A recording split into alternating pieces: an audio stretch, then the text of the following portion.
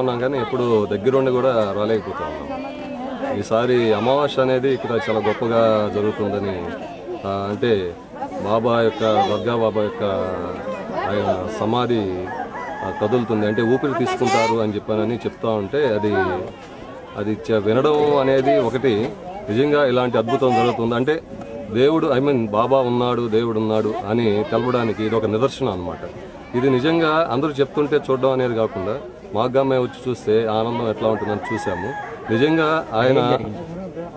మేము ఆయన చెప్పిన టైం ప్రకారం 4 లోపల జరుగుతుంది, 12 నుంచి 4 లోపల జరుగుతుంది అని చెప్పన్నారు. వేచి చూసాము, ఇప్పుడే చూసామండి అరగంట ముందు.